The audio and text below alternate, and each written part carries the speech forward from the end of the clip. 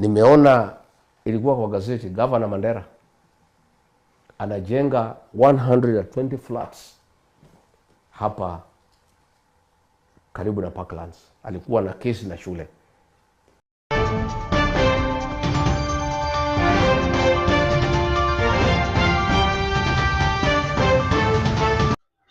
The political war escalates to another magnitude. Rigathi Gachagua has decided how to point some corrupt leaders in the North Eastern.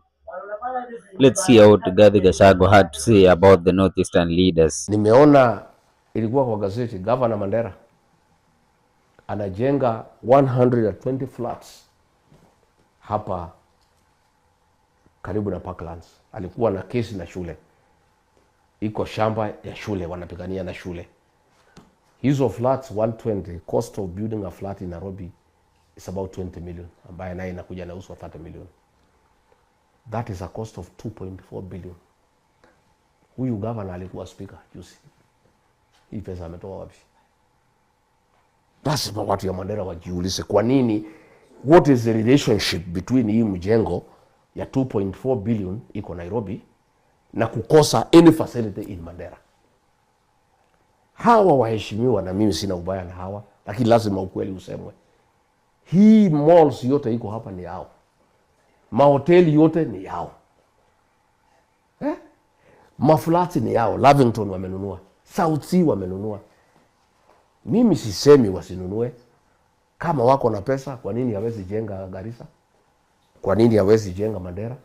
Kwa nini hawezi jenga Wajir? Kwa nini hawezi jenga Isiolo? Kwa nini kila kitu inajengwa hapa Nairobi? Kwa nini hata hii pesa kama mnaiba, kama lazima muibe, simpeleke nyumbani? If you have to steal, it's okay. Si muibe, alafu kuliko kujenga Isili, kuliko kujenga South Sea, kuliko kujenga Lavington, mwende mjenge Garissa. Mwende mjenge huko mkija hapa Nairobi kutembea, Monarch Hotel ni hiyo watu waheshimiwa. Amara Gardens waheshimiwa. Ukienda Dubai waheshimiwa. Ukienda, nilikuwa Cape Town, nikiwa deputy president, naoneshwa flats ya waheshimiwa kutoka Northern Kenya. Nilikuwa Dubai, naambiwa hii estate yote ni ya waheshimiwa kutoka Northern Kenya.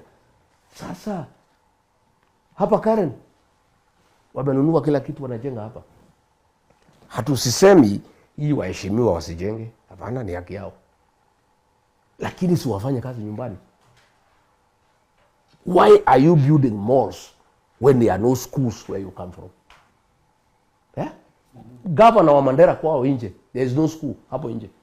Mtu amenipigia simu, watu nasoma kwa miti. Kuliko hii hata kama ni pesa yako hii 2.4 unajenga maflats hapa. Si usikilie watu ya nyumbani huruma, uchukue 50 million peke yake out of 2.4 hapo nje kwako, uende ujenge kashule kazuri, watoto yenu hapo nyumbani wasomee. Na mimi naambia hao viongozi, unajua walikuwa naita mimi mkabila kwa sababu William Ruto alimwambia hawa, huyu Rigiji tumekosana na yeye kwa sababu ya kuongea ukweli, na nyinyi mchunge, akija kuambia watu wenyu ukweli mtapata shida. So nyinyi mumbandike jina ni mkabila, anachukia wa Somali, ndio akiongea asisikizwe. Lakini wa Somali wamejua ukweli, Waborana wamejua ukweli. Rigiji ndio rafiki yao na ni mtu ya kuongea ukweli, na mimi na jamii ya Somali na Waborana ni watu ya ukweli. Wacha ukweli sasa usemwe.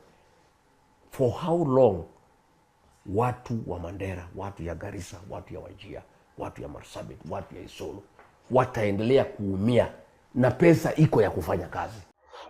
Those are the claims that Rigathi Gachagua had about the corrupt northeastern leaders with their investments across the country. But some of the claims bear some truth. Why is it that you are corrupt and yet to go and support the other regions? Why don't you steal the money and support the same people? Why don't you bring the investment into your homes? With that, I can assure you Rigathi Gachagua has talked about some truth that should be digged into. But Kalonzo Musyoka has not been left behind. He has also supported Rigathi Gachagua in the claims of the corrupt leaders of the northeastern leaders. Let's hear what Kalonzo Musyoka. Yaani Ruto ameingia hiyo mtego But let him relax. We mean well for this nation. Right now, munaona vile hali ya anga ilivyo. Ukame umeingia. Watu wetu wa North Eastern, tumekutana na malori, Mheshimiwa Governor, Mheshimiwa Eugene, inabeba nyasi kupelekea Tangamia zisikufe, Mandera na kwingineko. Nampongeza Mheshimiwa Rigathi because ameongea ukweli kwamba badala ya devolution take root in the North East. Viongozi ambao wanachaguliwa kule wanakula pesa, wanaenda kuwekeza Nairobi na watu wanabaki hata bila mashule. We will be going to North East, to Mandera, to Garissa, to Wajir, tuwapelekea angalau tuambie tuko pamoja nao. Because they are part of this country. Nobody should be left behind. Kwa upande education, healthcare of course is a mess. Sha something. Tulikuwa tunikisema shu. Yeah. Hii kitu haifanyi. We had a working model which needed just simple marekebisho. Kwa hivyo watu wetu, kwanza tuko nyumbani. Mimi nitaenda safari. Na hii safari naomba tu mniombe. Tuibakube yukweteka ile siukoni. Lakini tukweteka siukoni ndikwenda niziziyetinda ne wandamwe mabobwani akili. Na kebela iki udhini. Mwe ukiona inywe? Alama kiene koko yolo. Na nondo mwenda nyekine kwe kata. Alama tayari kudhawe nyeki koko yolo. So you have to be vigilant. Uchaguzi unaokuja Jumatano tutaenda kwa IEBC. Tumewapa notice. Wakili Ndengwa Njiru, just come here, we finish with you. Wakili Ndengwa Njiru has written to IEBC on... Now, that's according to Rigathi Gachagua and Kalonzo Musyoka. The Northeastern leaders led by the governor were not also left behind, but they had this to say. Let's listen to what they say, and then we'll be able to judge on who's telling the truth. You don't have the moral authority to talk to me about corruption.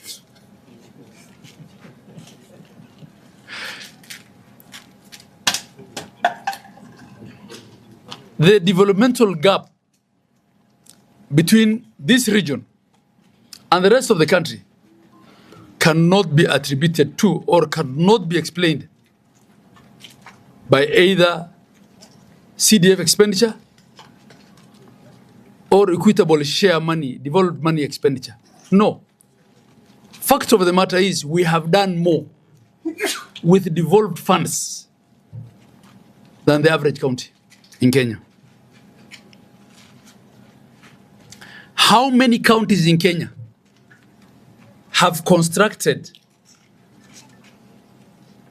standard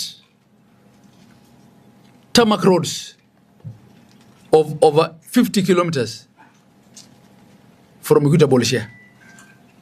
How many have built medical training colleges? How many counties in Kenya or how many constituencies have actually built teacher training colleges from CDF money? So this devolved money, whether through CDF or county equitable share, has done more in northern Kenya than in the average county. But we're starting from a very low base. And we're dealing with circumstances that are only peculiar to us. The vastness of the territory, the harsh climatic conditions, right? We're spending money here supplementing relief food from national government to buy food for people in Ramadan. That doesn't happen in many places. It doesn't need to happen in many parts in Kenya. We're tracking water to people deep in the reserves to help them go through the drought. The same cannot be said of the places that he's comparing us with.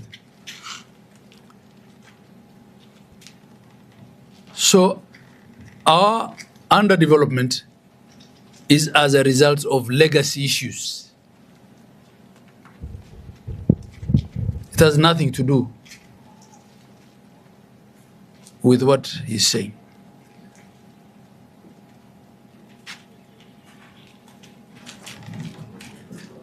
But as I said, when you also argue with a madman, you will be considered mad as well. Yeah?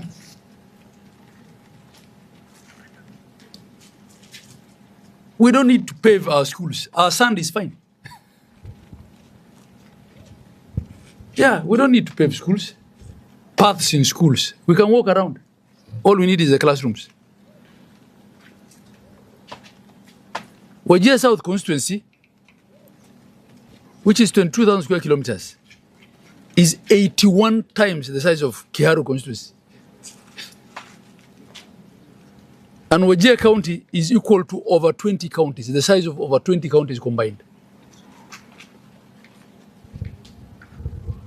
So these are realities I can't escape from.